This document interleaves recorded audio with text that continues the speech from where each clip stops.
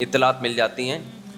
2 minute کی بات کر کے اپنے ٹاپک پہ چلوں گا کیونکہ یہ بھی ٹینشن بہت ہو رہی ہے لوگوں کو. پاکستان ہار گیا, پاکستان ہار گیا, پاکستان ہار گیا. تو کیا ہو گیا ہار گیا بھائی؟ گیند بلے کا میدان ہے, ہار جائے کچھ اس سے کچھ بھی نہیں ہوتا. پاگلوں کی طرح وہ کھلاڑی بھی پڑے ہوئے ہیں میدان میں, وہ بھی کلابازیاں کھا رہے ہیں جیسے پتہ نہیں کیا ہو گیا. تو ہمیں تو نہ جیتنے کی کوئی خاص خوشی ہوتی ہے, نہ ہارنے پر کوئی خاص بولو غم ہوتا ہے. کھیل ہے یار, کھیل کو کھیل سمجھو. تو پاگل, وہ پاگل ہیں, تم تھوڑی پاگل ہو. ہمارے پاس ٹینشن کی اور کم چیزیں ہیں جو ہم ان چیزوں پہ یار. قومیں کھیل ہے نا, کھیل, اس میں ہار بھی ہوتا ہے. تھوڑا سا خوشی ہو جائے, جیت گیا بھائی, جیت گیا تو تھوڑا ہاں ہاں وہ بس ختم. اس سے زیادہ کھیلوں پہ خوشی منانا یہ آپ کے پاگل ہونے کی علامت ہے. کھیل ہے, کھیل ہے. لوگ کہتے ہیں قوموں کی تقدیریں بدل رہی ہیں تقدیریں, لیکن بے وقوفوں کی تقدیریں بدل رہی ہیں اس سے. جب بے وقوفوں نے اس کو اتنی ویلیو دے دی ہے نا, بے وقوف لوگوں نے, تو ان کی تقدیریں یقیناً بدلیں گی اس سے. لیکن عقل مندوں کی صحت پہ اس سے کوئی فرق بولو نہیں پڑتا. آپ سائنس ٹیکنالوجی کے میدان میں ہار گئے ہو, اس پہ روتے ہوئے اچھے لگتے ہو. آپ میدان جنگ میں ہار جاؤ, اس پہ روتے ہوئے اچھے لگتے ہو. آپ اکنامکلی معیشت کے میدان میں ہار جاؤ, اس پہ روتے ہوئے اچھے لگتے ہو. ہمارا بھی دل چاہتا ہے رونے کا. جب بجلی کا بل آیا نا تو یہاں تو میں ہنس رہا ہوں, آپ کو کیا پتا میں بند کمرے میں کتنا رویا ہوں گا جا کے. سبھی روئے ہیں نا, کوئی میرے اکیلے کی بات نہیں ہے. اس پہ روتا ہوا اچھا لگ رہا ہے کہ ابے اتنا بل تیرا باپ دے گا کیا. وہ آ گیا تھا کہ الیکٹرک والا بجلی کاٹنے کے لیے, تو ہمارے لڑکوں نے بولا اتنا بل تیرا باپ دے گا کیا. خیر وہ تو کاٹ کے چلے جاتے ہیں. میں تو سوچ رہا ہوں کہ جڑ سے اڑا دو بجلی کا کنیکشن یار, اندھیروں میں رہو, اندھیروں میں. ایک آدمی کا کسی گاؤں سے فون آیا, مفتی صاحب پورے گاؤں کی بجلی کٹ گئی ہے, کچھ زکوٰۃ صدقہ بھیج دو اللہ کے نام پہ. سولر پلیٹیں لگانی ہیں میں نے, سولر پلیٹیں. میں نے کہا دیکھو خالی تمہاری بجلی کٹی ہوتی نا, باقی گاؤں والوں کی نہیں کٹی ہوتی تو سمجھ میں آتا ہے ہم زکوٰۃ دے دیتے, آپ سولر پلیٹیں لگا دیتے. جب سارے گاؤں کی کٹ گئی تو جب سب اندھیرے کو انجوائے کر رہے ہیں تو آپ بھی کیا کرو, انجوائے کرو. اب وہ ہوشیار ہو گیا کہ اگلی دفعہ زکوٰۃ مانگنے کے لیے اسٹائل کیا کرنا پڑے گا, چینج کرنا پڑے. یہ والا اسٹائل سے کام نہیں بنا. سمجھ رہے ہو کہ نہیں سمجھ رہے؟ کسی نے مجھ سے کہا کہ پورے گاؤں میں قربانی نہیں ہوتی, گوشت ہی نہیں آتا. مفتی صاحب ہمارے گھر پہ نہیں ہو رہی, سب جگہ ہوتی تو گوشت آ جاتا. میں نے کہا جب پورے گاؤں میں ہی نہیں ہو رہی تو پھر آپ کے بھی نہیں ہو رہی. یا تو اتنا سارے کھا رہے ہوتے آپ بیچارے, تو جس غم میں سب برابر کے شریک ہوتے ہیں وہ غم پھر غم نہیں لگتا. تو ہونا یہ چاہیے کہ الیکٹرک والوں کو بولو کہ پورے محلے کی بجلی قیامت تک کے لیے جڑ سے خاتمہ کر دو اس کا. نہ رہے گا بانس, نہ بجے گی بانسری. اس کے بڑے فضائل ہیں. رات کو ٹائم پہ سو جاؤ گے جب اندھیرے ہوں گے.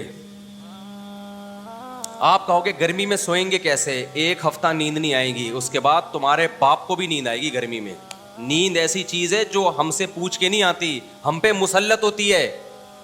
دیکھو اس کی ایک مثال دیتا ہوں.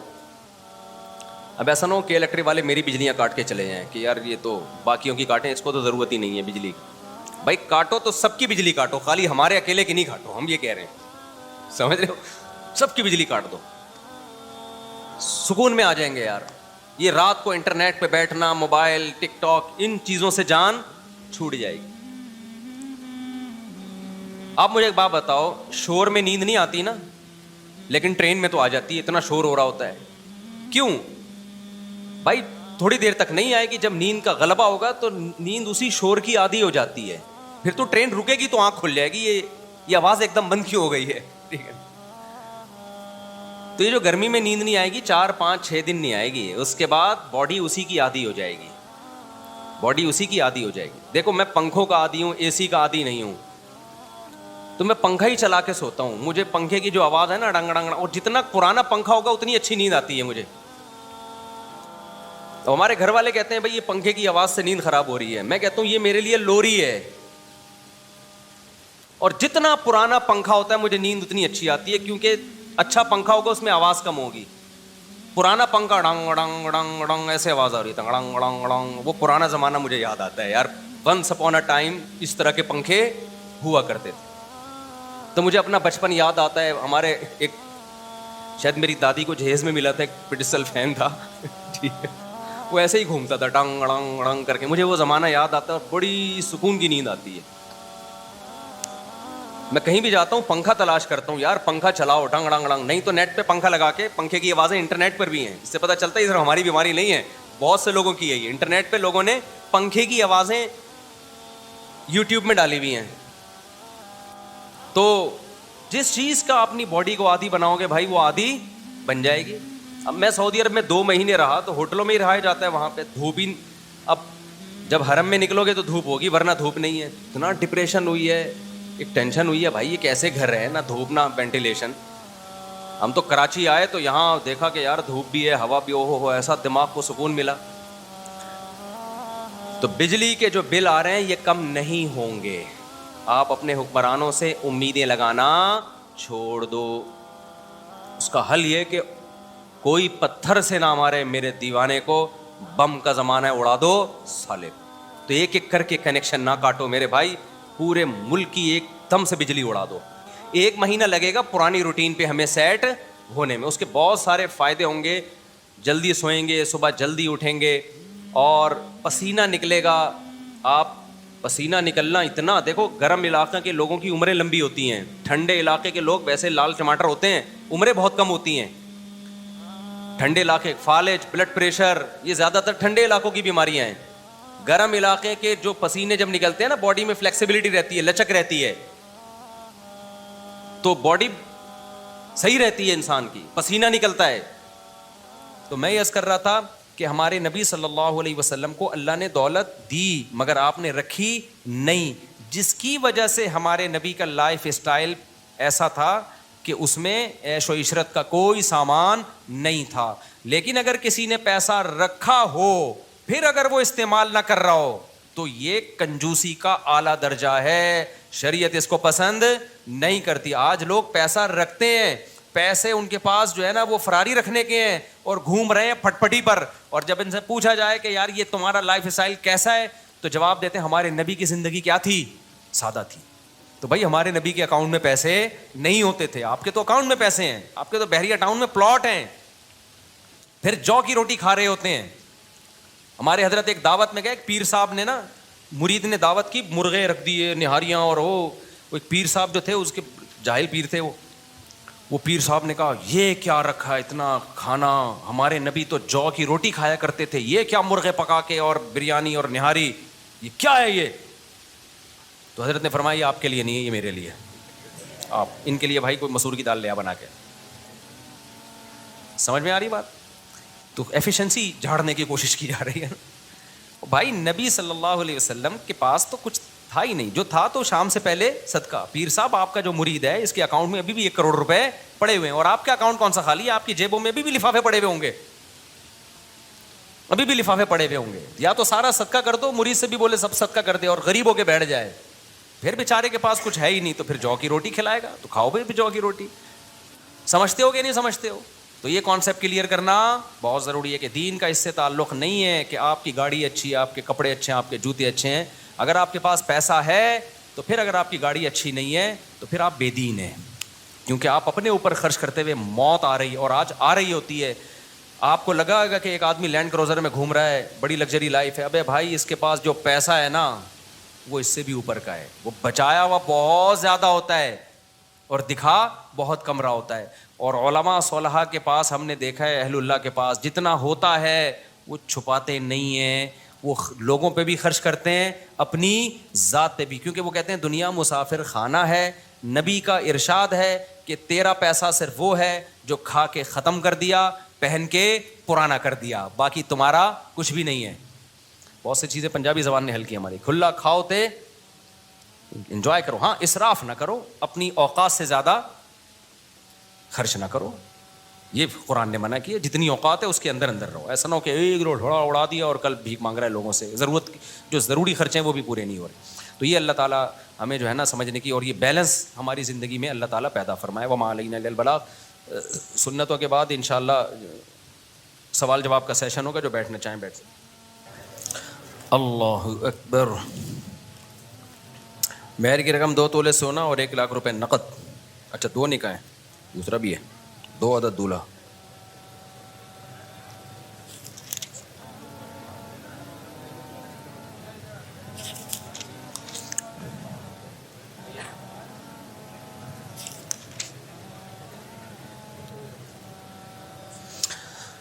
وعلیکم السلام. ماشاء اللہ ماشاء اللہ.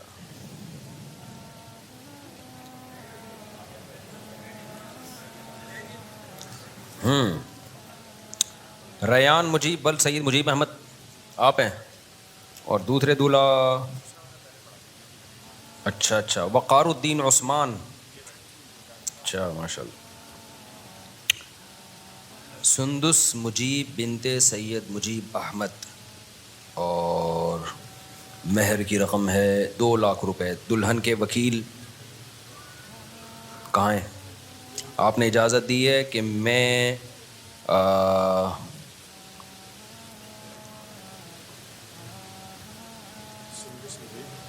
آگے اچھا انہوں نے سندس مجیب ول سعید مجیب احمد کا نکاح 2 لاکھ روپے مہر میں وقار الدین عثمانی ول قطب الدین حقانی. عثمانی حقانی ہے, لکھا ہوا حقانی ہے یار, اس کو صحیح کرو بھائی. اجازت دی کہ ان سے نکاح پڑھاؤں میں, ٹھیک ہے آپ کی طرف سے. اچھا بھائی, دوسرے جو ہیں ریان مجیب ول سید مجیب احمد, اور دلہن کا نام سیدہ ادیبہ شاہ بنت آغا سید افضل شاہ. 2 تولے سونا اور 1 لاکھ روپے نقد. اس مہر میں دلہن کے وکیل یہاں کون ہیں جی؟ کہاں ہے جی؟ آپ نے اجازت دی ہے کہ 2 تولے سونا اور 1 لاکھ روپے نقد. اس مہر میں سیدہ ادیبہ شاہ بنت آغا سید افضل شاہ, ان کا نکاح میں ریان مجیب ول سعید مجیب احمد سے کروں. اجازت ہے جی؟ الحمد للہ نحمده ونستعینه ونستغفره ونؤمن به ونتوکل علیہ ونعوذ باللہ من شرور انفسنا ومن سیئات اعمالنا من يهده الله فلا مضل له ومن يضلله فلا هادي له ونشهد ان لا اله الا الله وحده لا شريك له ونشهد ان سيدنا وحبيبنا وشفيعنا وسندنا محمدا عبده ورسوله صلى الله تعالى عليه وعلى اله واصحابه وبارك وسلم تسليما كثيرا. اما بعد فاعوذ بالله من الشيطان الرجيم. بسم الله الرحمن الرحيم. يا ايها الناس اتقوا ربكم الذي خلقكم من نفس واحدة وخلق منها زوجها وبث منهما رجالا كثيرا ونساء واتقوا الله الذي تساءلون به والأرحام إن الله كان عليكم رقيبا. وقال تعالى يا أيها الذين آمنوا اتقوا الله وقولوا قولا سديدا يصلح لكم أعمالكم ويغفر لكم ذنوبكم ومن يطع الله ورسوله فقد فاز فوزا عظيما. وقال النبي صلى الله عليه وسلم النكاح من سنتي وقال فمن رغب عن سنتي فليس مني. وقال النبي صلى الله عليه وسلم تزوجوا الودود الولود فإني مباهي بكم الأمم. وقال النبي صلى الله عليه وسلم تزوجوا ولا تكونوا كرهبان النصارى. جناب وقار الدین عثمان والقطب الدین وقار الدین عثمانی والقطب الدین عثمانی، میں نے 2 لاکھ روپے مہر میں آپ کا نکاح سندس مجیب ول سید مجیب احمد سے کیا. آپ نے اس نکاح کو قبول کیا؟ جزاک اللہ. جناب ریان مجیب ول سید مجیب احمد، میں نے 2 تولے سونا اور 1 لاکھ روپے نقد، اس مہر میں آپ کا نکاح سیدہ ادیبہ شاہ بنت آغا سید افضل شاہ سے کیا. آپ نے اس نکاح کو قبول کیا؟ جزاک اللہ جی. دعا کریں اللہ تعالیٰ ان دونوں نکاحوں میں برکت دے. الحمدللہ رب العالمین والعاقبۃ للمتقین والصلاۃ والسلام علی رسول الکریم وعلی آلہ وصحبہ اجمعین. اے اللہ ان دونوں نکاحوں کو اپنے دربار میں قبول فرما. ان نکاحوں کی برکت اے اللہ ان دونوں جوڑوں کو تادم حیات نصیب فرما. آپس کے اختلاف، انتشار، لڑائی جھگڑوں، ہر قسم کے شر فساد سے اللہ ان دونوں جوڑوں کی حفاظت فرما. اس نکاح کو اللہ ان کے خاندانوں میں جوڑ کا، محبت کا ذریعہ بنا، خاندانوں میں خیر اور برکتوں کا ذریعہ بنا. جس کی جو جائز مراد ہے اللہ اس کی مراد کو پورا فرما. ربنا آتنا فی الدنیا حسنۃ وفی الآخرۃ حسنۃ وقنا عذاب النار. صلی اللہ تعالی علی خیر خلقہ محمد وعلی آلہ وصحبہ اجمعین. اللہ تعالیٰ بہت مبارک کرے بھائی، آپ ماشاءاللہ بہت مبارک کرے اللہ تعالیٰ. وہ تمیز کا کام ہے نا، تمیز والا کام. نکاح خاندانی لوگوں کا کام ہوتا ہے, سمجھ رہے ہو. گلے میں شال ڈالتے ہیں, تو کیا شال دوپٹے کے زمرے میں آتی ہے؟ شال ڈالنا جائز ہے بھائی. شال جو ہے نا وہ دوپٹے کے زمرے میں نہیں آتی. دوپٹہ آج کل دوپٹے کے زمرے میں نہیں آ رہا. خواتین جس قسم کا دوپٹہ پہن رہی ہیں وہ دوپٹہ ہے کیا؟ تو جو بھی جتنا پہن رہا ہے اس کو پہننے دو, اچھا ہے نا, تو اچھا ہی لگتی ہے. شال تو ہمارا کلچر ہے بھائی. ایک ہی تو اچھا کام کر رہا ہے وہ, اس پہ بھی آپ کو اعتراض ہو رہا ہے. پہنا کرو, شادیوں میں شال پہنا کرو, اچھا لگتا ہے یاد. اچھا بھائی, یہ دونوں دولہاؤں سے گزارش ہے کہ تھوڑا سا ادھر جا کے گلے ملیں تاکہ ہمارا سوال جواب کا سیشن متاثر نہ ہو. مجھے ایک بات بتاؤ, آج کسی کو کہہ دیا جائے, کسی کو عشق ہو جائے نا کہیں عشق, تو لڑکے کیا کچھ نہیں کر رہے ہوتے نا اس کو حاصل کرنے کے لیے, ڈپریشن میں جا رہے ہوتے ہیں, خودکشیاں ہوتی ہیں. اگر کوئی کہتے کہ تو 2 مہینے لگاتار روزے رکھے گا تو تجھے یہ مل جائے گی, تو رکھیں گے کہ نہیں رکھیں گے؟ کل سے ہی نیت کر لیں گے بھائی. اتنا بڑی قربانی انسان دے دیتا ہے. تو آپ کو جس سے عشق ہو گیا نا, جنت کی حور اس سے 100 گنا زیادہ ہے. سمجھ رہے ہو کہ نہیں سمجھ رہے؟ تو اللہ نے اپنے نیک بندوں کے لیے جو جنت کی نعمتیں تیار کر کے رکھی ہیں وہ اس دنیا سے کروڑہا گنا زیادہ بہتر ہے. 100 تو میں نے ویسے ہی کہہ دیا. تو اس کے لیے کچھ بھی نہیں کر رہا انسان. نفلی روزے تک نہیں رکھے جاتے, رمضان کے روزے پورے نہیں رکھے جا رہے آج کل لوگوں سے. تو وہی بات ہے, اللہ نے غیب پہ پردہ ڈالا ہوا ہے. تو اگر اللہ وہ تھوڑا سا ہٹا دے تو دنیا میں اس کی تھوڑی سی مثالیں ملتی ہیں, بڑی سے بڑی لوگ قربانیاں دے دیں. تو سوچو آخرت میں جو اللہ نے اپنے نیک بندوں کے لیے جو تیار کیا ہے جن نعمتوں کو, وہ کیا ہوں گی. جزام بما کانوا یعملون, قرآن کہتا ہے جو تم کر رہے ہو نا اس کا بدلہ تمہیں ملے گا. تو بدلے کے طور پر اللہ کیا کم دے گا؟ وہ تو جہاں ہماری سوچ ختم ہوتی ہے وہاں جنت کی نعمتیں شروع ہوتی ہیں. تو اس لیے وہ تہجد گزاروں کے لیے رکھی ہے, زنا اور شراب سے بچنے والوں کے لیے, نماز کی پابندی کرنے والوں کے لیے, شریعت کو مکمل فالو کرنے والوں کے لیے اللہ نے رکھی ہے. مفتی صاحب, منافق کی کتنی نشانیاں ہیں, کیسے پتہ چلے گا کہ سامنے والا منافق ہے کہ نہیں؟ کچھ علامت بتا دیں. دیکھو, منافق کی 2 قسمیں ہوتی ہیں. ایک ہے عقیدے کا منافق, ایک ہے عمل کا منافق. اب عقیدہ تو دل کی بات ہے, وہ نبی کے دور میں ہوتے تھے, نبی کو وحی کے ذریعے بتا دیا جاتا تھا. وہ آج کل تلاش کرنا نہ ہمارے بس میں اور نہ ہم اس کے مکلف ہیں. ہم مکلف ہیں زبان کے. اپنے آپ کو زبان سے کوئی مسلم کہہ رہے ہے تو ہم نے کیا ماننا ہے؟ مسلمان. ایک ہوتا ہے عملی منافق. تو عملی منافق مارکیٹ میں ہول سیل کے حساب سے ملیں گے آپ کو. بول کچھ رہے ہیں اور دل میں کچھ اور ہے. تو نبی نے 4 علامتیں بتائی ہیں. اذا وعد اخلفا, فرمائے نبی نے کہ منافق کی 4 علامتیں. جب وعدہ کرے تو خلاف ورزی, اسی وقت نیت ہوتی ہے کہ میں جھوٹ بول رہا ہوں, ٹوپی کرا رہا ہوں.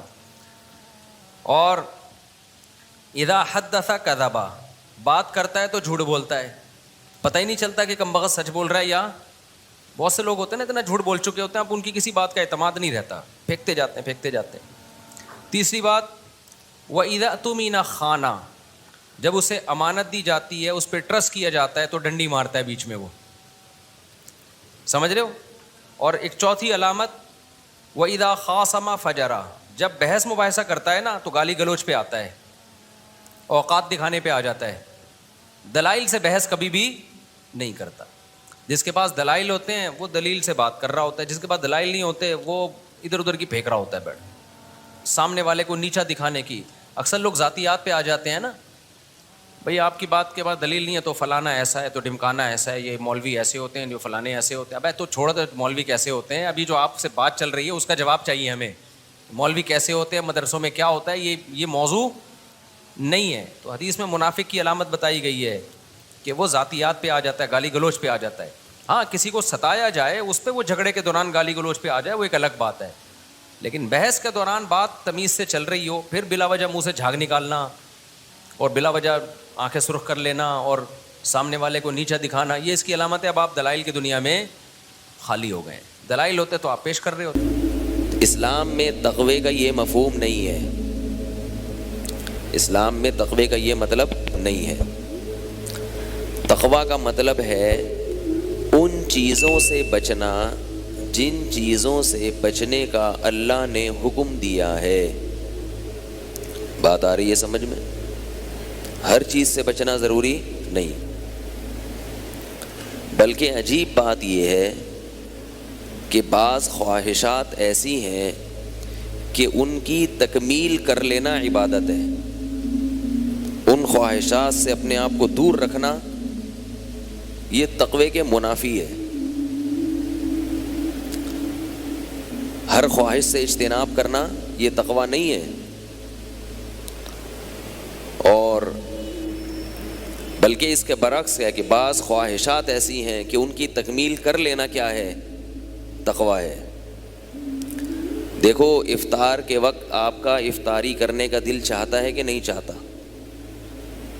تو تقوی کا تقاضا کیا ہے کہ اس دل کی چاہت پر آپ عمل کریں یا بچیں. بول لیں گے نا تو بات فائدہ ہوگا بہت انشاءاللہ. بولنے کا دل تو نہیں چاہتا، لیکن تقوی یہ ہے کہ بول لیں. بعض دفعہ خواہشات کے خلاف چلنا تقوی ہے. اصل میں تو تقوی کے جو میننگ ہے ڈکشنری میں بچنا، بچا وہاں جاتا ہے جہاں دل چاہ رہا ہو جانے کا. دل ہی نہیں چاہ رہا تو پھر بچنا یہ تقوی بھی نہیں ہے، کیونکہ اس کو بچنا کہتے ہی نہیں ہے. اس کو بچنا کہتے ہی نہیں ہے. آپ کا دل ہی نہیں چاہ رہا ہے چوری کرنے کا، کیونکہ وہاں پولیس بیٹھی ہوئی ہے.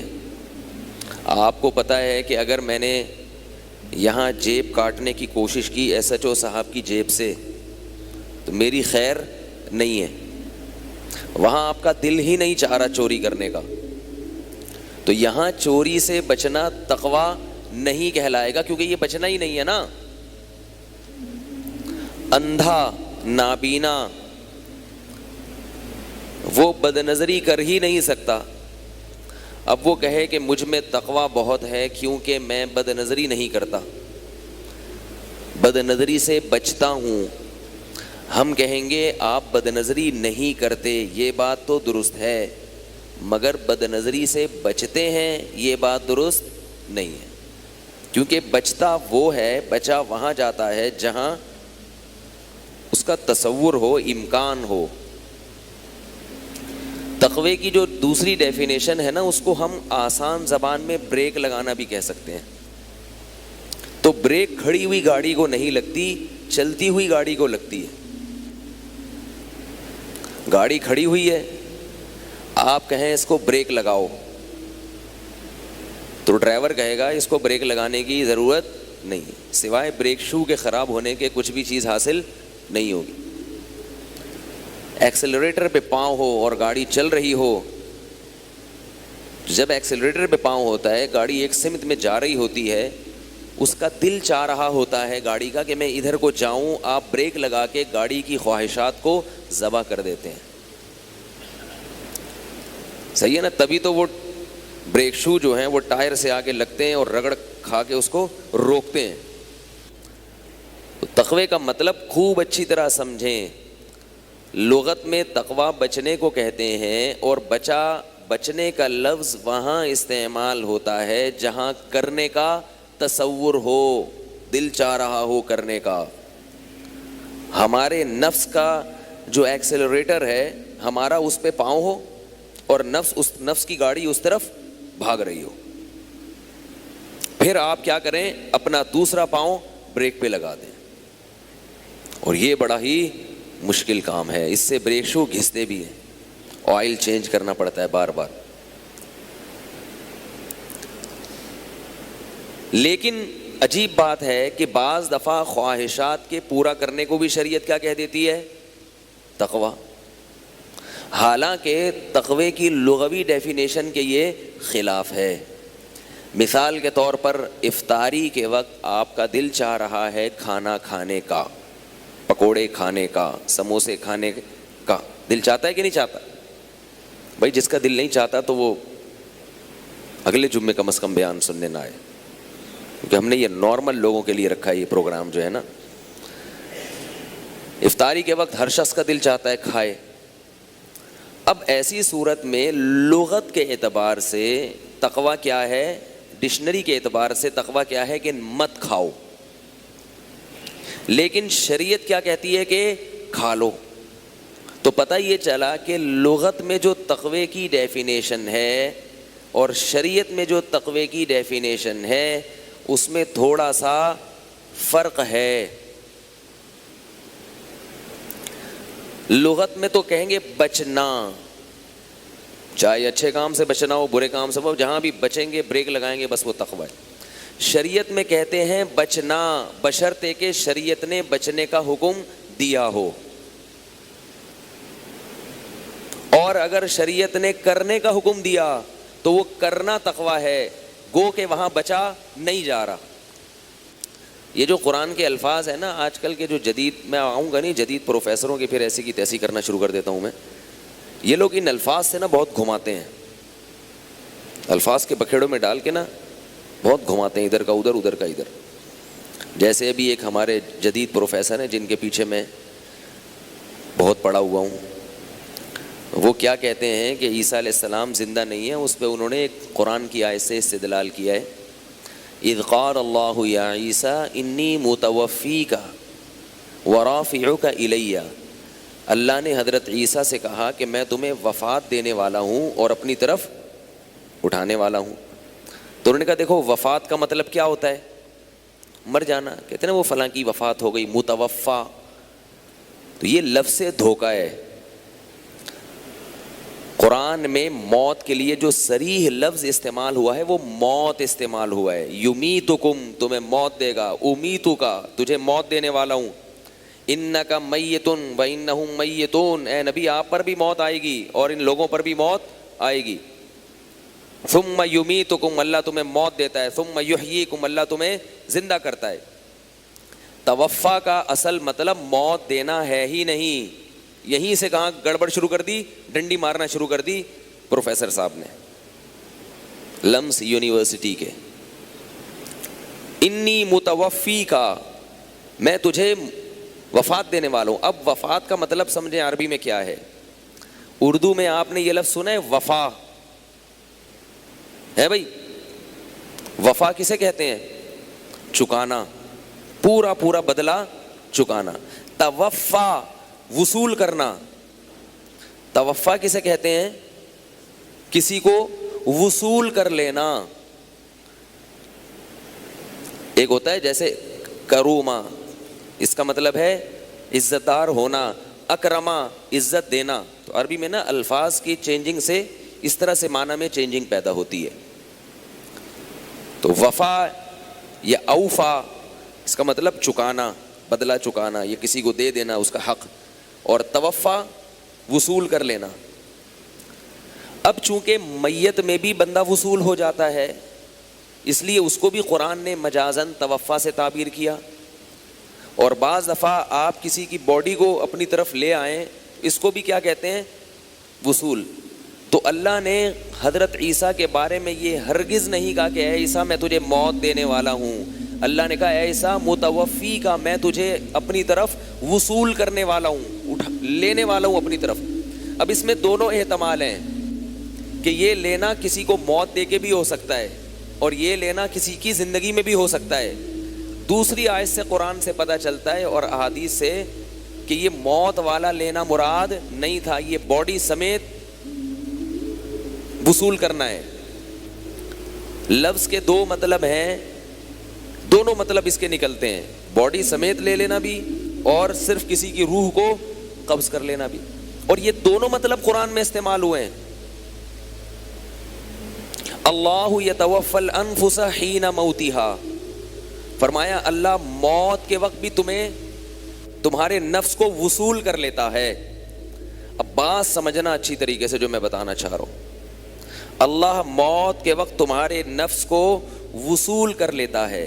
یتوفا کا لفظ استعمال کیا. اگر یتوفا کا مطلب موت ہوتا تو پھر اللہ موت کے وقت کا لفظ ذکر تھوڑی کرتے. کیا کرے یار، کیسے سمجھائے. دیکھو میں دوبارہ آیت پڑھتا ہوں، میں بس یہ موضوع زیادہ نہیں لمبا لے کے چلوں گا، جو اصل موضوع ہے اسی پر آ رہا ہوں ابھی. اللہ یتوفی الانفس حین موتہا، اللہ کسی نفس کو وصول کر لیتا ہے اس کی موت کے وقت. اگر وصول کرنے کا مطلب موت ہی ہوتا تو یہ موت کے لفظ کا 2 دفعہ تکرار نہیں ہو گیا پھر؟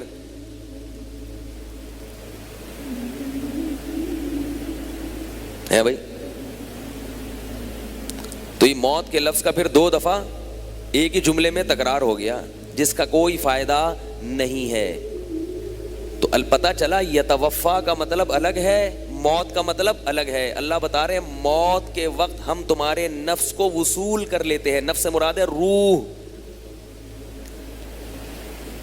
یعنی ہم کیا کرتے ہیں بندے کو وصول کر لیتے ہیں. پتہ چلا موت ایک الگ چیز ہے, وصولی ایک الگ چیز ہے. وہ الگ بات ہے کبھی وصولی سے پورا بندہ لے لیا تو موت ہی مراد ہوتی ہے, صرف روح لے لی, صرف روح لے لی تو موت مراد ہوتی ہے, پورا بندہ وصول کر لیا تو موت مراد نہیں ہے. کیونکہ قرآن مجید میں صاف لفظوں میں اللہ نے کہا وما قتلوہ وما صلبوہ, کہ یہودیوں نے عیسیٰ ابن مریم کو قتل نہیں کیا, سولی پر نہیں لٹکایا, ولیکن شبہ لہم, معاملہ مشتبہ ہو گیا ان کے اوپر, بل رفعہ اللہ الیہ. اے اللہ پھر ہوا کیا ہے جب نہ قتل کیا نہ سولی پہ لٹکایا؟ اللہ کہہ رہے ہیں بلکہ بات یہ ہے کہ اللہ نے ان کو اپنی طرف اٹھا لیا. اس سے زیادہ بھی کوئی واضح آیت ہو سکتی ہے حضرت عیسیٰ کے آسمان پہ جانے کے؟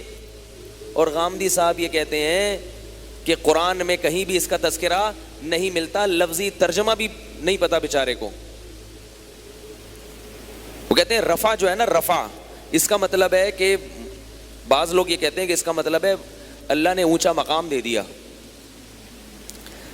تو اللہ نے اونچا مقام دینا ہوتا تو اللہ پہلے قتل کی نفی کر رہے ہیں, پھر اللہ یہ بھی نفی کر رہے ہیں کہ سولی پہ بھی نہیں لٹکایا, پھر کہہ رہے ہیں کہ سوال پیدا تھا ہوا کیا ہے؟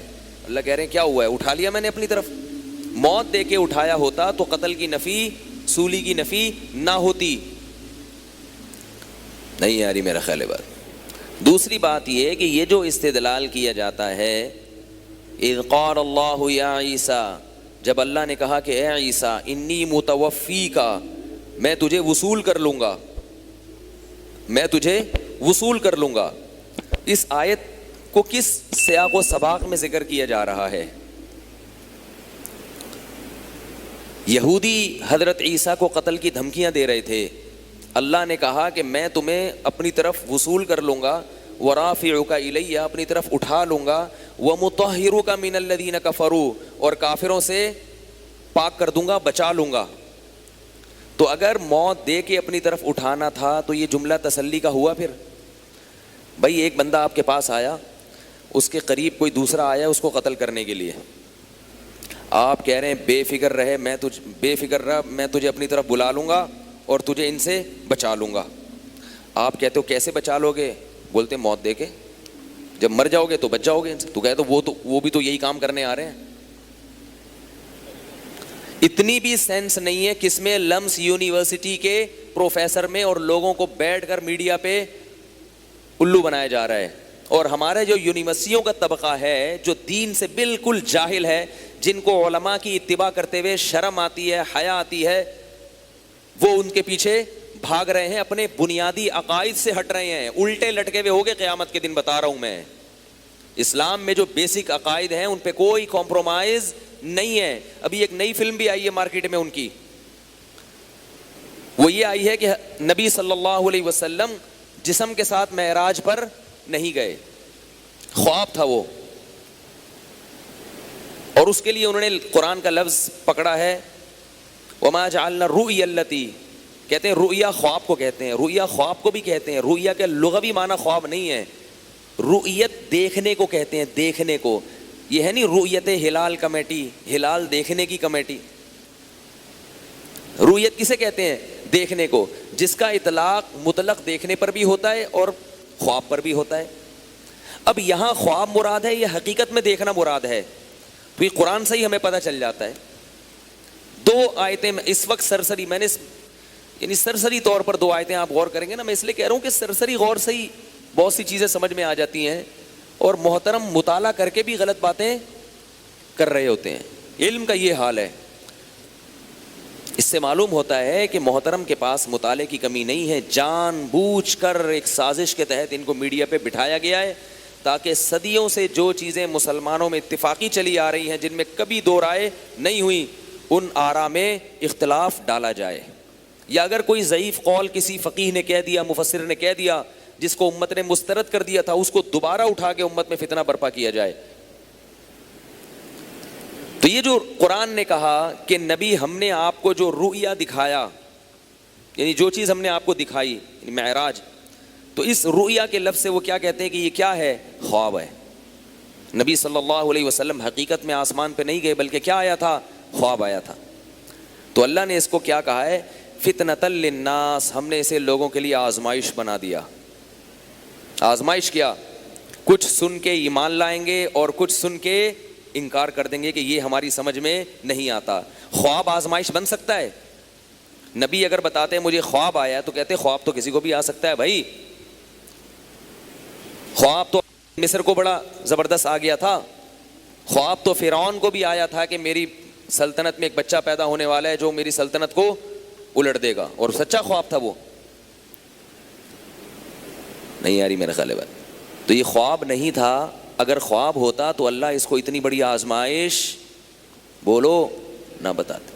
دوسری بات یہ, سورہ بنی اسرائیل جہاں سے شروع ہو رہی ہے, سبحان الذی اسری بعبدہ لیلا من المسجد الحرام الی المسجد الاقصی, پاک ہے وہ ذات ہر عیب سے جو اپنے عبد کو, اپنے بندے کو, لیلن رات کے تھوڑے سے حصے میں, پوری رات نہیں, اللیل نہیں ہے, اللیل ہوتا تو پوری رات, لیلن تنوین ہے. جو گرامر جانتے ہیں خوب سمجھتے ہیں کہ لیلن کا مطلب رات کا تھوڑا سا حصہ. پاک ہے وہ ذات ہر عیب سے جو اپنے بندے کو رات کے تھوڑے سے حصے میں مسجد حرام سے مسجد اقصی کی طرف لے گیا. یہاں اللہ کیا بیان کر رہے ہیں؟ اپنی طاقت اور قدرت. جب بھی کوئی عجیب واقعہ ہوتا ہے ہم کیا کہتے ہیں؟ سبحان اللہ. نہیں آئی بات.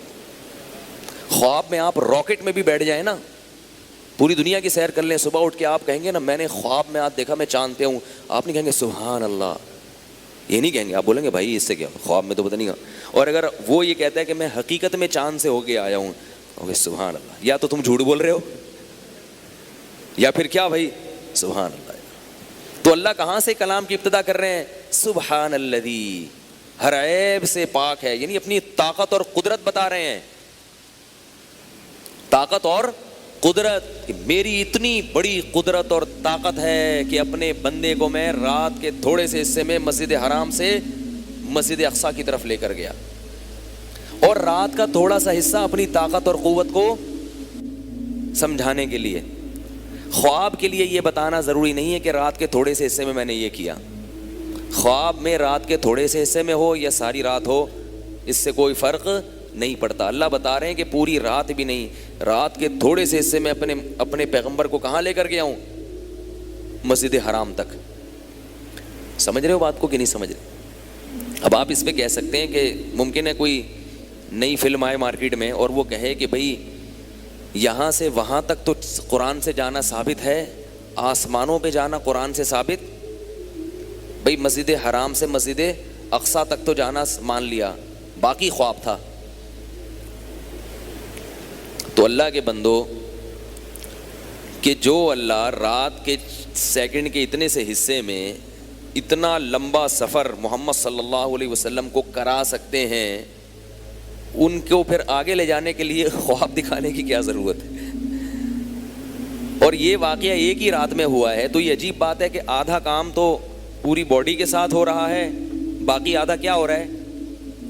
بھئی اللہ جب اپنے بندے کا اکرام کر رہے ہیں تو یا تو پورا اکرام خواب کے ذریعے کریں یا پورا اکرام جاگتی حالت میں. اس کی مثال ہے, آپ نے کسی مہمان کو بلایا, اس کے سامنے خوب بہترین چیزیں رکھیں, اب کھایا اس نے, آخر میں وہ کہہ رہا ہے یار میٹھا کہاں ہے؟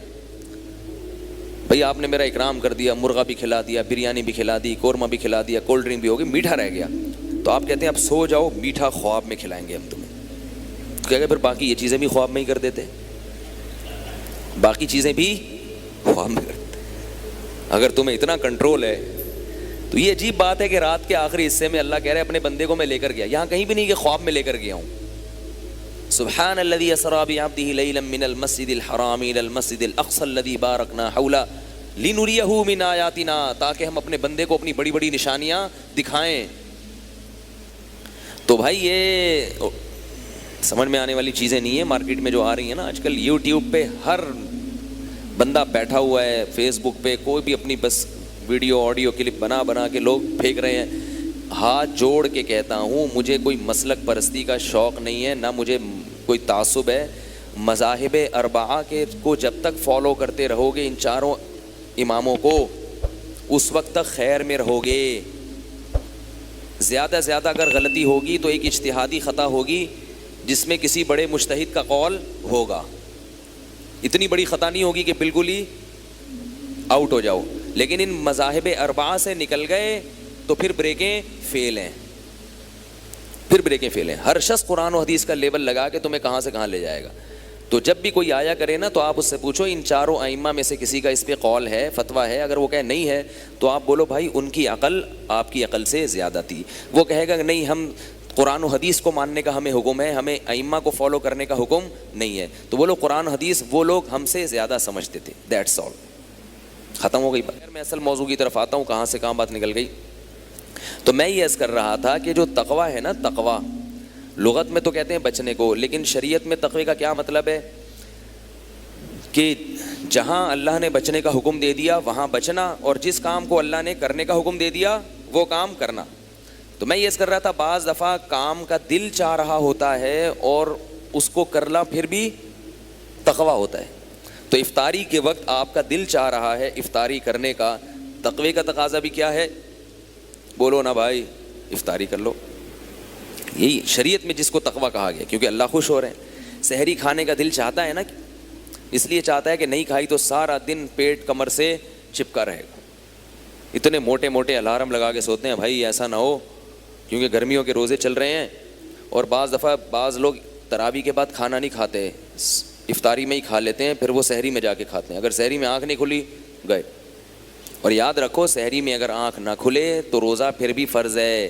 آپ روزہ چھوڑ نہیں سکتے کہ یار اب تو ایکچولی بڑی پرابلم ہو گئی ہے، رکھنا پڑے گا.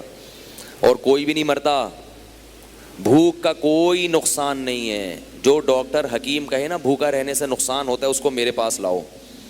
بھوکا رہنے کا صحت کو کوئی نقصان نہیں ہے، فائدے ہی فائدے ہیں. آپ کا جگر بہت اچھا ہو جاتا ہے، کام کرنے کے لائق ہو جاتا ہے. بھوکا رہنے کا ایک نقصان ہے وقتی کمزوری. وقتی سمجھتے ہیں؟ ٹیمپریری کہتے ہیں نا وقتی کو. بعض دفعہ کوئی لفظ میں الٹا بھی کہہ دیتا ہوں. تو وقتی کمزوری، ویکنیس، تھوڑے سا مرجھایا ہوتا ہے آدمی. تو وہ وقتی کمزوری کتنی ہی لمبی ہو جائے، 2 نوالے کھاؤ گے وہ چند سیکنڈ کے اندر وہ ختم. اب دیکھو ہم روزے میں گرمی بعض دفعہ ہوتی ہے، کہیں کام سے نکلے بغائے ایسے مرجھائے ہوئے، اثر تک عجیب حالت ہو چکی ہوتی ہے، بالکل ایسے جھوم رہے ہوتے ہیں. افطاری کے وقت آپ نے کیا ایک پکوڑا رکھا، ایک آدھ گلاس شربت کا یا پانی کا پیا، ایک دم کمر سیدھی ہوتی ہے کہ نہیں ہوتی؟ ایک دم فٹ فاٹ. مغرب میں کیسے اچھلتے ہوئے پریڈ کرتے ہوئے آ رہے ہوتے ہیں، نماز بھاگے ہوئے آ رہے ہوتے ہیں. اثر میں آپ لوگوں کے نماز کے لیے آنے کا اسٹائل دیکھیں اور مغرب میں زمین آسمان کا فرق ہوتا ہے. تو یہ 2 نوالے آگ لگا دیتے ہیں جسم میں جا کے. اور اس سے ہمیں یہ بھی پتہ چل جاتا ہے کہ ہمیں اپنے جسم میں انرجی پیدا کرنے کے لیے زیادہ کھانے کی ضرورت نہیں ہے. یہ تو اب ڈاکٹر بھی اس طرف آ گئے ہیں. بعض ڈاکٹر پہلے کہتے تھے بس ہر وقت کھاتے رہو، تھوڑا تھوڑا کچھ نہ کچھ کھاتے رہو. اب ان کی بھی یہ رپورٹ ہے کہ ہمیں اتنی کیلوریز کی ضرورت نہیں ہوتی جتنی ہم کھا رہے ہیں. بہت تھوڑا کھا کے بہت اچھا چل سکتے ہیں. اور یاد رکھو انسان کو اللہ نے شاید بنایا ہی بھوکا رہنے کے لیے. کچھ نہ کچھ بھوک ہر وقت لگتی رہے اس کو، پھر سیٹ رہے گا وہ. تو یہ روزے سے عادت ڈالو کم کھانے کی. تو ہمارا دل چاہتا ہے کھانے کا، ہم کھا لیتے ہیں اور ہمیں کیا ملتا ہے اس کھانے پہ؟ ثواب. سحری میں ہمارا دل چاہتا ہے کھانے کا، کیونکہ نہیں کھایا تو بڑے پرابلم آئے گی. تو نبی نے کیا ترغیب دی؟ سحری کھاؤ، دی نا. تو بہت سے کام تو میرے بھائی ایسے ہیں جو اللہ نے ہمیں کرنے کا حکم دیا اور ہمارا دل بھی چاہتا ہے، تو ان میں تو کوئی پرابلم ہے نہیں. وہ تو سب مسلمان بہت اخلاص کے ساتھ کرتے ہیں ایسے کام. یہ والا تقوی 100% مسلمانوں میں ہے. یہ والا تقوی مسلمانوں میں بولو نا, لیکن نہیں ہے. حقیقت یہ ہے کہ بعض کام ہمارا کرنے کا بہت دل چاہتا ہے, شریعت نے ثواب بھی بتایا, مگر ہم اس کو کرنا تقوی کے خلاف سمجھتے. وہی بات آئے گی, چھوڑو رہنے دو. 4 شادیوں کا ہر مسلمان کا دل چاہتا ہے, لیکن کوئی کر لینا تو اسے کیا کہا جاتا ہے؟ عیاش, عیش پرست. اور اگر کوئی خوبصورت لڑکی سے کر لے پھر تو چھوڑتے نہیں اس کو. لوگ بولتے بیوہ سے کرتے نا کسی, یا کسی 60 سالہ بڈھی خاتون سے کرتے تو ثواب تھا. او بھائی صرف ثواب ہی نہیں چاہیے اس کو. سمجھ رہے ہو بات؟ ایک صاحب میرے پاس آئے, نوجوان تھا, 25-26 سال عمر تھی, تو اس کے لیے رشتہ آیا 55 سال کی خاتون کا. تو وہ نکاح کا پروگرام بنا لیا انہوں نے. میں نے کہا آپ کیوں کر رہے ہیں 55؟ آپ کی عمر 25 سال ہے. 55 کہہ رہے سنت ہے. کیا کہہ رہے ہیں؟ میں نے کہا اللہ کے بندے اپنی جان پر کیا کرو, رحم کرو. وہ نبی صلی اللہ علیہ وسلم کا حوصلہ تھا کہ انہوں نے 40 سالہ بیوہ سے 2 دفعہ بیوہ ہوئی تھی, ان سے نکاح کیا. میں نے کہا اگر آپ نے ایک اور کرنی ہے تو پھر تو ٹھیک ہے, اس سے کر لو. ایک رہے گی ثواب کے لیے, ایک اپنی خواہش کے لیے, تاکہ حرام سے بچو. اور اگر ایک ہی کرنی ہے تو پھر یہ مطلب شکر ہے مجھ سے مشورہ لے لیا انہوں نے, کیونکہ جب وہ 55 سال کی خاتون سے نکاح کرتے, 25 سال کا جوان آدمی, تو تھوڑے 5 سال میں وہ 55 کا ہو جاتا. لوگ کہتے کہ آپ شناختی کارڈ میں 30 کے ہیں, ویسے کتنے کے ہیں؟ ٹھیک ہے, مر جاؤ گے. میں نے کہا اور پھر محبت نہیں ہوگی اس سے تو اس کے حقوق کیسے ادا کرو گے؟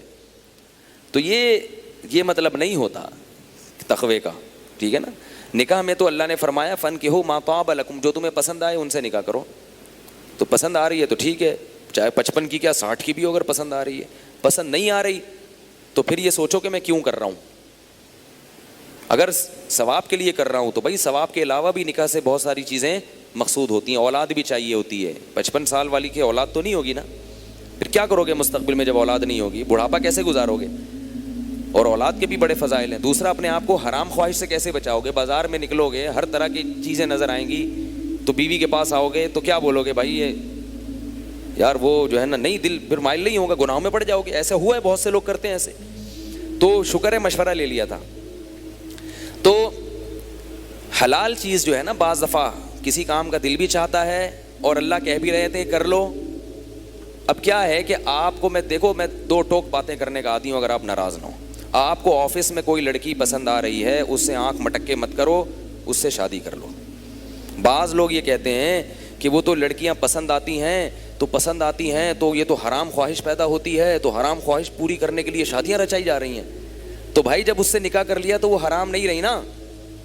دیکھو اگر تمہیں کوئی پسند آئے گی آفس میں, اگر تم شادی نہیں کرو گے تو وہ کیا کرو گے؟ پھر اس سے تم دوستیاں کرو گے. اگر تم نہیں کرو گے تو کوئی اور کر دے گا, کیونکہ تمہیں پسند آ رہی ہے, اس کا مطلب اٹریکشن ہے اس میں, تو کوئی اور گناہ کرے گا. تو تم اگر اس سے شادی کر لو گے تو تمہاری حلال خواہش بھی پوری, تم بھی گناہ سے بچ گئے, اس لڑکی کو بھی گناہ سے بچا لیا, اور کسی اور شخص کو بھی گناہ سے بچا لیا کہ اگر تم نکاح نہ کرتے تو وہ دوستیوں میں پڑ جاتا. تو فائدے ہی فائدے ہیں کہ نہیں ہیں؟ اب اتنی کامن سینس کی باتیں ہیں لیکن پبلک کی سمجھ میں نہیں آتی ہیں. تو کوئی بات نہیں, جیسے چل رہے ہیں چلتے رہیں. تو تقویٰ کسے کہتے ہیں؟ اللہ کے احکام کو. بولو بھائی, یہ میں جان کر ٹاپک لاتا ہوں, یہ نہ سمجھو کہ مجھ پہ یہ مسلط ہو گیا ہے. ہاں, بعض لوگ مجھے تانا دیتے ہیں کہ یار آپ سے برداشت نہیں ہے, پھر لے آتے ہیں. یہ جان بوجھ کر لاتا ہوں میں, معاشرے کی ضرورت ہے. سمجھ رہے ہو؟ اتنا بیوقوف نہیں ہوں کہ ایک چیز میرے اوپر. اور مجھے یہ بھی پتا ہے کہ بہت سے لوگوں کو یہ ٹاپک بہت ناپسند ہے, اس کے باوجود میں اس ناپسندیدہ ٹاپک پہ بات, حالانکہ ہے کتنا پسندیدہ ہے کتنا پسندیدہ, پھر بھی لوگ کیا کہتے ہیں ناپسند. تو وہ ایک ہمارے دوست ہیں UK میں, وہ ان کی کوئی کولیگ تھی, تو وہ میرے پاس فون آتے تھے, یار یہ مسئلہ ہے, یار یہ. میں نے کہا بھائی شادی کر لے یار. کہنے فلپینی ہے, میں کہاں سے شادی کروں گا اس سے. میں نے کہا مسلمان کرنے میں کتنا ٹائم لگتا ہے؟ تو مسلمان کیا, شادی ہو گئی, 3-4 سال ہو گئے. دیکھو گناہ سے اس کو بھی بچا لیا, خود بھی بچ گئے, تو اس میں کیا جا رہا ہے؟ نہیں کرو گے تو وہ بھی گناہ میں مبتلا ہوگی, کسی دوسرے مسلمان کو بھی خراب کرے گی. تو بعض چیزیں ایسی ہیں کہ ہمارا دل اولاد سے محبت کا دل چاہتا ہے کہ نہیں چاہتا, تو شریعت نے روکا ہے ہمیں اس سے. بیوی سے محبت کا دل چاہتا ہے کہ نہیں چاہتا, تو شریعت نے روکا ہے اور عبادت قرار دے دیا. ماں باپ سے محبت عبادت. پیسے کمانے کا دل چاہتا ہے کہ نہیں چاہتا, تو اللہ نے کہا کماؤ بھائی, نہیں کماؤ گے تو کیا ہوگا, بھیک مانگو گے, لوگوں کے سامنے ہاتھ پھیلاؤ گے. مشرکین مکہ جب حج کرنے جاتے تھے تو زیادہ راہ نہیں لے کے جاتے تھے, کہتے تھے ہم اللہ کے گھر جا رہے ہیں, اللہ پہ توکل کر کے جائیں گے, اللہ کھلائے گا اللہ پلائے گا. پھر جب چوڑے میں آتے تھے نا تو بھیک مانگنا شروع کر دیتے وہاں جا کے. تو اللہ نے فرمایا وَتَزَوَّدُوا, جب حج کرنے جاؤ زاد راہ لے کے جاؤ, فَإِنَّ خَيْرَ الزَّادِ التَّقْوَىٰ, اس لیے کہ سب سے بہترین ذات تقویٰ ہے. کیا مطلب, وہاں جا کے لوگوں کے سامنے ہاتھ پھیلانے کا گناہ, اس سے بچنا سب سے بہترین زاد راہ ہے. تو اللہ کو یہ پسند نہیں ہے کہ لوگوں کے سامنے ہاتھ پھیلاؤ. تو کوئی اس نیت سے کماتا ہے کہ میں کسی کے سامنے ہاتھ نہ پھیلاؤں, یہ بہت بڑی نیکی ہے. رمضان میں نا پتہ ہوتا ہے کہ میرے پاس لوگ زکوٰۃ اور صدقات کی کچھ رقمیں بھیجتے ہیں غریبوں کو دینے کے لیے.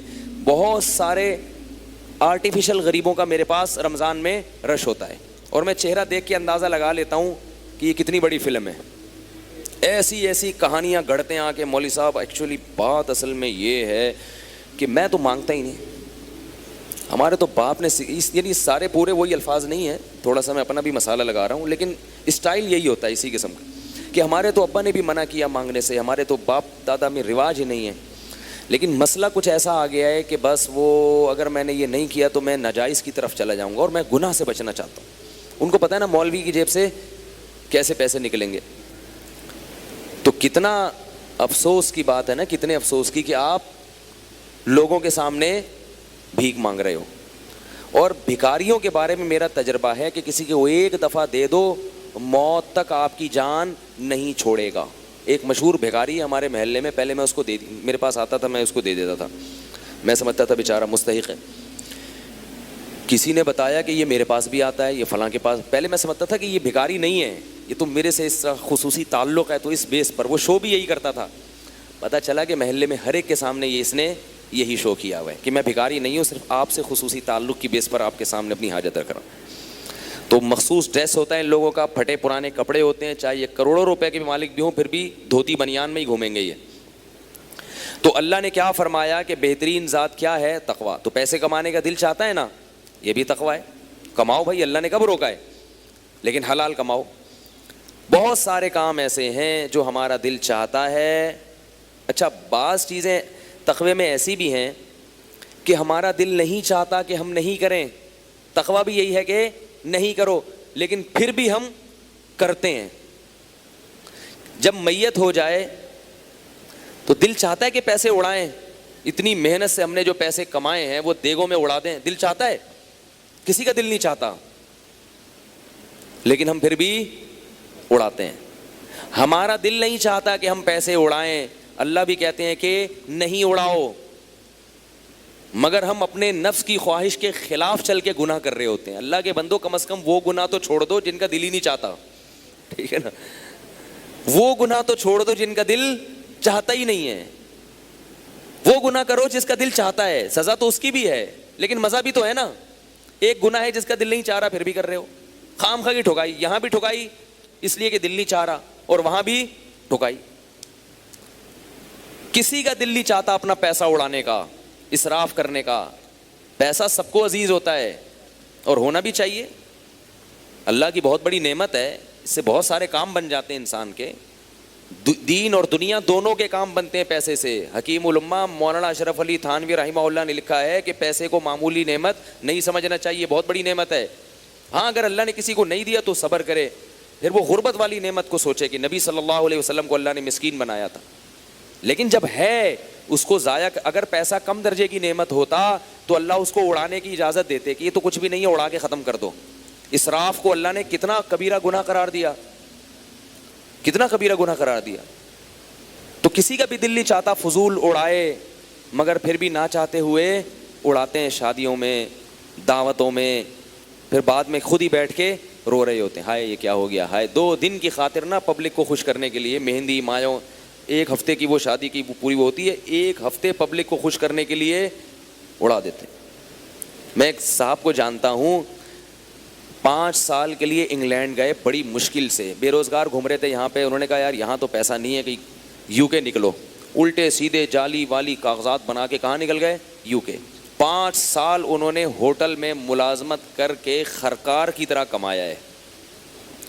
حالانکہ یہاں کیا تھے وہ؟ سست. وہاں گئے ہیں تو ہوٹل میں برتن دھو دھو کے, یہاں تو بیوی کے ساتھ مل کے برتن دھوتے ہوئے شرم آتی ہے آدمی کو.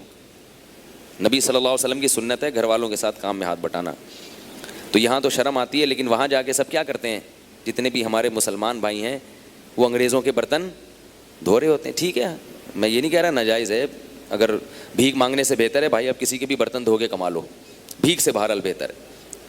تو وہاں جا کے انہوں نے کمائے, ٹھیک ہے, اچھا کیا, اچھی بات ہے, حلال کمایا. جب واپس آئے ہیں تو اپنی شادی میں سارا اڑا دیا, یہ بتانے کے لیے کہ میں کوئی معمولی آدمی نہیں ہوں, میں کہاں سے آ رہا ہوں؟ یو کے سے. اس کے بعد ویسے ہی ہو گئے جیسے پہلے تھے. اس کے بعد دوبارہ یو کے بھی نہیں جا سکے, اور پھر تھوڑے دنوں میں ہارٹ اٹیک ہوا, بچ گئے عبرت کے لیے. تو یہ ہو رہا ہے. تو یہ جو اڑایا جا رہا ہے پیسہ, اس پیسے میں کسی کا اڑانے کا دل نہیں کرتا مگر پھر بھی اڑایا جاتا ہے. تو یہ ساری چیزیں تقوی کے منافی ہیں, سمجھ رہے ہو؟ یہ ساری چیزیں کیا ہیں؟ تقوی کے منافی. اور اصل بات پتہ ہے کیا ہے؟ ان تمام چیزوں کے پیچھے دیکھنے میں یہ لگ رہا ہوتا ہے کہ خواہش نہیں ہے, لیکن حقیقت میں خواہش ہوتی ہے. پیسے اڑانے کا کسی کا دل نہیں چاہتا, لیکن جب اڑا رہا ہوتا ہے تو اس وقت چاہ رہا ہوتا ہے. سمجھ رہے ہو؟ حالانکہ پتا ہوتا ہے کہ چوڑے میں آنے والا ہوں میں, لیکن پھر بھی جیسے ہیروئن پینے کا کسی کا دل نہیں کرتا, لیکن جب ہیروئن پی رہا ہوتا ہے تو اس وقت دل کر رہا ہوتا ہے. تو سارا معاملہ کہاں کے ختم ہوتا ہے؟ اپنے نفس کی خواہشات کو لگام دینا. جس شخص میں یہ ملکہ پیدا ہو گیا کہ وہ اپنے نفس پہ قابو کر لے, اپنی خواہشات پہ کنٹرول کر لے, وہ دنیا میں بھی کامیاب اور آخرت میں بھی کامیاب. ہمارے اندر سب سے بڑا عیب جو ہے وہ یہ ہے کہ ہم اپنی خواہشات کو لگام نہیں دے سکتے. ہم کہتے ہیں کہ میرا جو دل چاہے گا میں وہ کروں گا. ہاں بعض دفعہ دل چاہتا ہے, معاشرہ اجازت نہیں دیتا تو معاشرے سے نہیں لڑتے. تو خواہشات پہ, اور زیادہ تر گناہ تو وہی ہیں, یہ تو چند ایک چیزیں ہیں کہ دل بھی چاہتا ہے اللہ بھی خوش ہوتے ہیں, لیکن زیادہ تر گناہ تو وہ ہیں کہ جن کا کرنے کا دل چاہتا ہے مگر اللہ وہ گناہ کرنے نہیں دیتے. اور یاد رکھو کہ جب تک گناہ نہیں چھوڑو گے اللہ کی طرف سے جہنم کے عذاب سے بچنے کا وعدہ نہیں ہے اور جنت کا وعدہ نہیں ہے. آج لوگ نفلی عبادت پہ بہت زور لگا رہے ہیں, فرائض و واجبات کی طرف توجہ نہیں ہے. عمرے بھی ہو رہے ہیں ماشاءاللہ, ہونے چاہیے بے پردہ ہو کے. خواتین ہم سے پوچھتی ہیں کہ عمرے میں چہرے پر چادر کا لگنا ناجائز ہے, لہذا ہم چہرہ کھول کے جاتے ہیں. جوان لڑکی چہرہ کھول کے جائے گی, اس میں فتنہ ہے یا نہیں ہے؟ یہ عمرہ کرنے جا رہی ہے, یہ مردوں کو فتنے میں مبتلا کرنے جا رہی ہیں. بعض لوگ کہتے ہیں وہاں کا ماحول ایسا ہے, مکہ مدینہ, وہاں اگر لڑکیاں چہرہ کھول کے بھی گھومیں گی تو اس سے کوئی فرق نہیں پڑتا, وہاں کوئی لڑکیوں کو دیکھنے نہیں جاتا, وہاں تو اللہ کے گھر کو دیکھنے جاتے ہیں. خواتین بھی یہ دلیل لیتی ہیں. میں اس کا جواب یہ دیتا ہوں کہ کیا اللہ کے گھر میں مرد نہیں رہتا؟ بولو نا بھائی, کیا مسجد نبوی میں مرد جانے کے بعد آدمی نہیں رہتے, وہ کچھ اور بن جاتے ہیں, مخنث بن جاتے ہیں وہ, ہے بھائی؟ کیا مسجد نبوی میں یا مسجد حرام میں طواف کے دوران آدمی نہیں رہتا؟ کیا طواف کے دوران آپ کو بھوک لگتی ہے؟ اگر کوئی کھجور پیش کرے تو کھا لو گے نا اگر بھوک لگ رہی ہو. طواف کے دوران پیاس لگ رہی ہوتی ہے بعض دفعہ, تو لوگ پانی پیش کرتے ہیں, فوراً دل چاہتا ہے لپک کے, بولو نا بھائی, شرماؤ نہیں, دل چاہتا ہے نا پی لو. تو یہ کیا بات ہے کہ طواف کے دوران لڑکی نظر آئے گی اور آپ کا دل نہیں چاہے گا, اس کی طرف مائل نہیں ہوگا, کیونکہ اللہ کا گھر ہے. تو اللہ کا گھر ہونے سے یہ تھوڑی لازم آتا ہے کہ آپ آدمی نہیں رہا اور عورت نہیں رہی. وہاں کوئی مرد ہینڈسم خوبصورت ہوگا تو عورت بھی اس کی طرف مائل ہوگی, لڑکی خوبصورت ہوگی تو لڑکا بھی اس کی طرف مائل ہوگا. یہ بہت بڑا دماغ میں وسوسہ گھسا ہوا ہے. کہ حرم میں اور ان جگہوں میں بعض لوگ یہ کہتے ہیں کہ حج میں مرد اور عورتوں کا اختلاط کیوں ہوتا ہے. پھر ایک ہمارے یہاں ٹیلی ویژن میں ایک اور بہت بڑی, ان سے بھی بڑی فلم ہے جو مارکیٹ میں آ رہی ہے, ان سے کسی نے پوچھا کہ رمضان میں جو آپ یہ جو کروا رہے ہیں اس میں لڑکے لڑکیوں کو اکٹھا کیا ہوا ہے آپ نے, یہ کیا بے شرمی ہے؟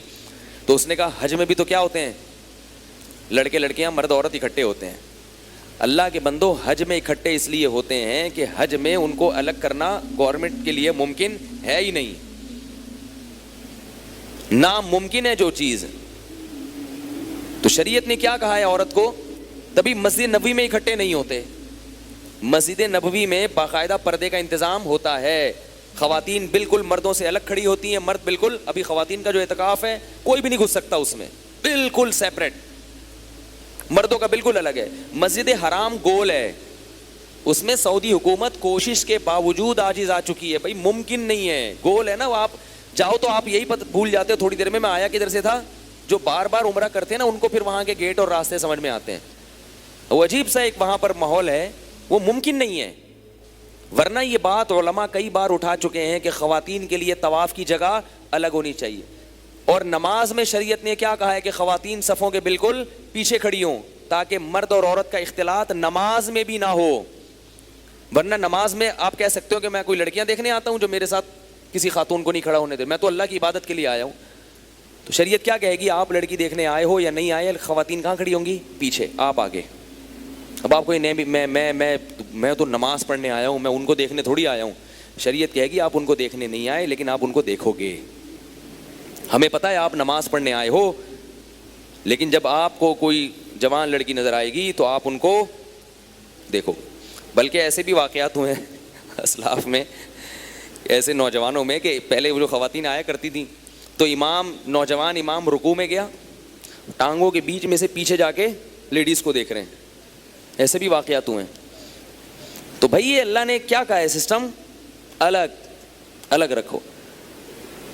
تو اب کیا کرتی ہیں خواتین, عمرہ کرنے جا رہی ہیں, عمرہ ہے نفلی اور پردہ ہے فرض.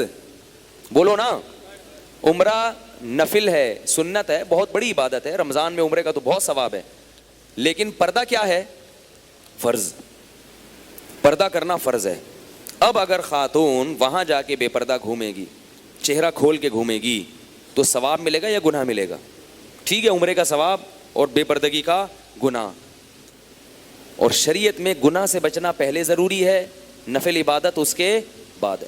سعودی عرب کے جو مفتی اعظم تھے شیخ بن باز رحمہ اللہ, ان کا فتویٰ تھا کہ خواتین مسجد حرام میں اعتکاف نہ کریں. حالانکہ مسجد حرام میں اعتکاف 1,00,000 اعتکاف کے برابر ہے. یہاں اعتکاف کریں گے نا جتنا ثواب ہے مسجد حرام میں 1,00,000, اور مسجد نبوی میں 1,000 اعتکاف. لیکن انہوں نے خواتین کو کہا کہ مسجد حرام میں اعتکاف نہ کریں. کیوں؟ انہوں نے کہا کہ پردے کا انتظام نہیں ہوتا.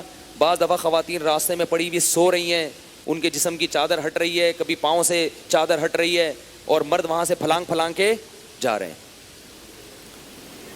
تو انہوں نے کہا اعتکاف بہت بڑی عبادت ہے مگر نفلی ہے, اور وہ جو فتنہ ہو رہا ہے خواتین کی وجہ سے. لیکن لوگ یہی کہتے ہیں ہم یہاں عمرہ کرنے آئے ہیں, ان خواتین کو دیکھنے تھوڑی آئے ہیں. بھائی نظر تو پڑے گی نا, خواہش تو پیدا ہو سکتی ہے دل کے اندر. اس لیے یاد رکھو, جوان عورت کے لیے عمرہ ہو یا حج ہو, احرام کی حالت میں چہرہ چھپانا فرض ہے. ہاں یہ الگ بات ہے کہ چہرے پہ کپڑا نہیں لگنا چاہیے. اب اس میں اللہ کی کیا لاجک ہے یہ اللہ جانے. اللہ نے ہمیں کہا, مردوں کو کہا احرام نہیں کھلے گا جب تک سر نہیں مونڈے گا, ٹنڈ کراؤ گے تو پھر احرام. اس میں کوئی لاجک سمجھ میں آتی ہے بھائی؟ بولو نا. بس اللہ تو نے کہہ دیا تو ٹھیک ہے بھائی, آرڈر از آرڈر. تو اللہ نے کہہ دیا عورت کو, جوان عورت پر پردہ بھی فرض ہے, یہ بھی آرڈر ہے. اللہ نے یہ بھی کہہ دیا کہ عورت کا چہرہ, عورت کا کپڑا چہرے پہ نہیں لگے گا, یہ بھی فرض ہے. اب اس کا حل یہ